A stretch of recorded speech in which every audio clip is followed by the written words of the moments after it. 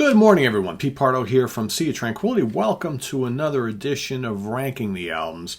Today we're going to look at a pretty cool band from Italy, prog rock, legends to some, all right? If you're like a long-time follower of progressive rock and you listen to a lot of the international stuff and have been since like the 70s, this band should be no stranger to you, but I'm sure there's some that are going to be like, I never heard of these guys before. So the band is called Il Balletto Di Bronzo. People are probably like, Il Balletto, but who? Il Balletto Di Bronzo.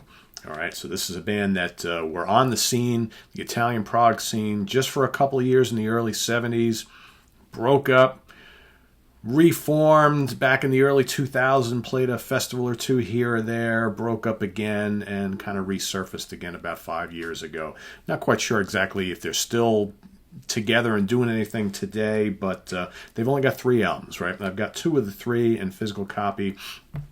Pretty cool if you love classic Italian symphonic rock. But the interesting thing is that all the 3 albums are very different from each other. So it's not like these guys had a specific sound that they followed album to album to album. But they have one album that is considered a progressive rock classic, and I'll get to that in a couple minutes. So we're going to start off here with their 2016 reunion of sorts called Kuma 2016 DC.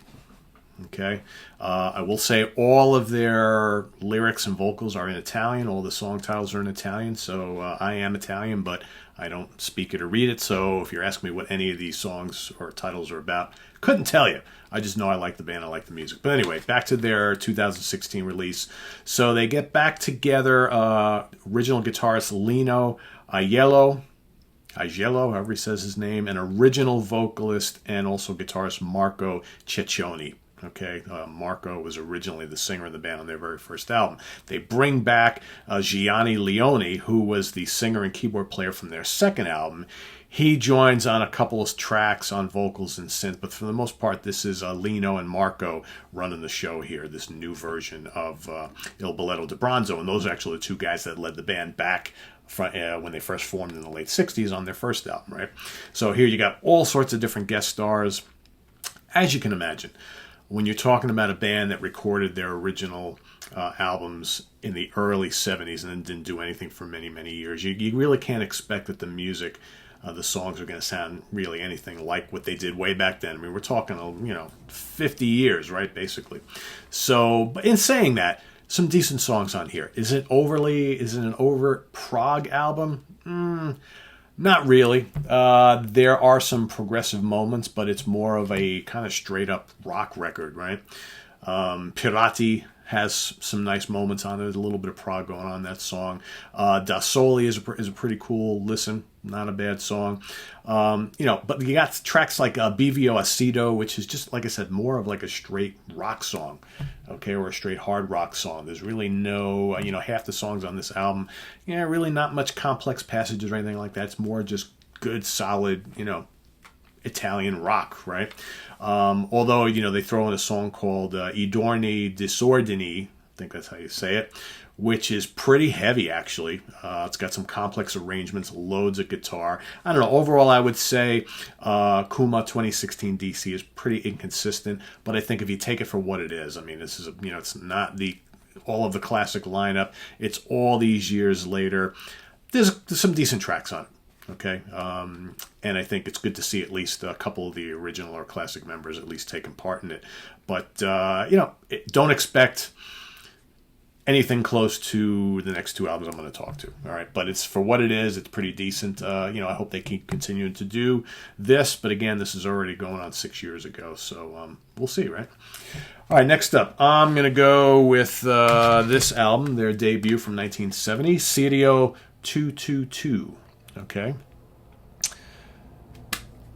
So their early lineup, very guitar oriented. It's more of a mix of like late 60s psychedelia and early hard rock. There's like bits of both. You got a track like Un Posto, which rocks pretty hard. It's got some slashing wah-wah guitars, lots of busy drums. It kind of sounds to me like Cream meets the Jimi Hendrix Experience. You got Ah Ah, more of like an acoustic blues tune. All right, I got some harmonic in there. I'm not big on that, but you got Neve Calda, again brings on the heavier psychedelic edge. Again, I hear some Cream. I hear a little bit of The Who, right? The Who were just starting to become pretty big at the time. 1969, 1970. You got Mati Aspetero. All right, another really good psychedelic song with some great lead guitar. Meditazione, okay, I'm hoping I'm saying these, is actually, one of the songs on the album that kind of hints at what's to come. It's got these melodic vocals, kind of spooky keyboards and strings. It's kind of, the prog is starting to come out a little bit. You got Girotondo, kind of like a heavy Beatles song. Reminds me of the Beatles, but maybe the Beatles if they were doing, a little more of a hard rock thing, which they did on occasion. Incantesimo is a long psychedelic kind of freak out track, right? Lots of weird vocals and slashing lead guitar, right? Pretty cool stuff. Missione Sirio 222, I guess that's kind of the title track, nearly 10 minutes.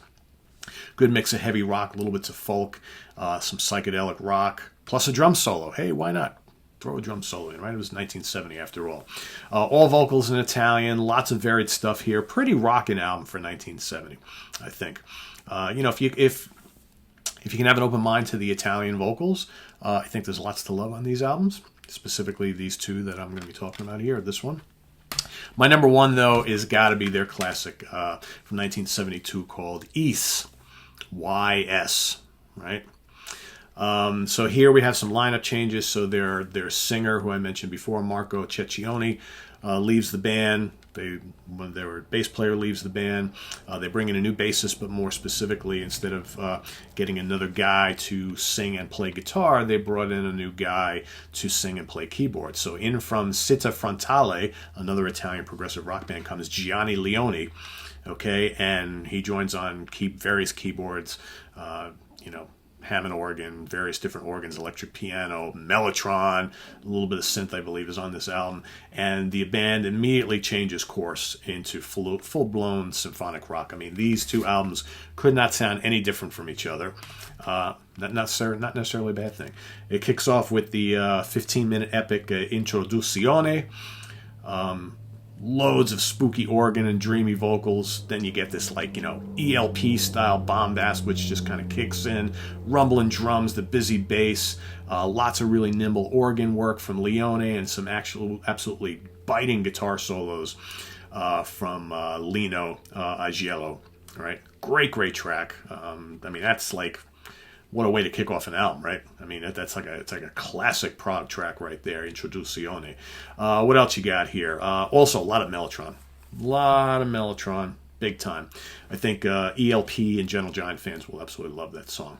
Then you go to kind of Primo Incontro, heavy prog, a lot of wild guitar and organ, really heavy song, but just heavy prog, right? Secondo Incontro, kind of like, it's like three parts here, right? Primo, Secondo, Terzo, so 1, 2, 3, right? Just as bombastic the second part, but with some nice mellow sections that feature mellotron and flute, which is pretty cool, before the big bombast and the mayhem ensues once again. Terzo Incontro has got a haunting, somewhat creepy element going on. Great bass lines. And then it finishes off with another big epic, which is the Epilogo. Outstanding track. Busy and complex symphonic prog. A lot of intricate keyboard and drum stuff. Again, if you love ELP, you'll love this stuff. So much mellotron on this. Got some piano, a lot of atmosphere.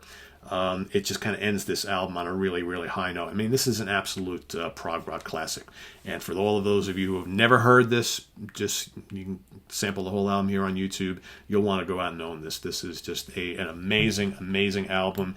And I know, most folks that I've talked to over the last, 30 years or so who are really, really into progressive rock, and especially the progressive rock underground. This is kind of like a, one of those We're Not Worthy albums. This is like an underground gem, an absolute classic. You got that kind of weird album cover, and here's the guys in the band, looking like hard rockers there, right? hard rock or glam, not necessarily looking like a prog rock band, but absolutely this is. But it's big and bombastic. If you love loud, aggressive progressive rock from the early 70s with, you know, tons of over-the-top keyboards and slashing lead guitar and really busy rhythms, you really can't go wrong with East from 1972. So there you have my ranking here.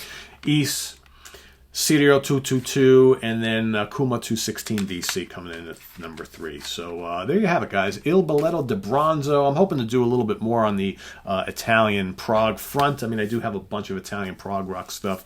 I may not have all the albums by all the bands, but I definitely got a nice nice supply of these. So we'll be kind of dropping these in from time to time when we can. Visit us on the web at www.seatranquility.org. We're on Facebook. We're on Twitter. Of course, we're here on YouTube all the damn time. Coming up tonight, over on Guitar Hack, for all you Led Zeppelin fans, Martin Popoff and I will be joining Guitar Hack for a ranking of the Led Zeppelin catalog, the Led Zeppelin studio album. So check that out on Guitar Hack here on YouTube. Also coming up, I am going to be ranking the albums, another band with not a lot of albums, but very cool band from Phoenix, Arizona, Ashbury. If you love like a heavy Wishbone Ash and Thin Lizzy, that kind of dual guitar, kind of hard rock, classic rock, early metal type of thing, Ashbury, that's coming up, as well as I'll be ranking the catalog of Sanctuary, hopefully over the next couple days. Great U.S. metal band from the 80s who also resurrected themselves later on. Warrell Dane on vocals. Martin Popoff and I on Friday will be ranking the albums of the Tubes. I'm also going to be giving you guys a review of the brand new prog rock album from the band Rain, featuring some familiar faces in that band, so that's coming up as well, and all sorts of other things happening. So stay tuned for all that and more here on the channel, and we'll see you later on, guys. Take care. Bye-bye.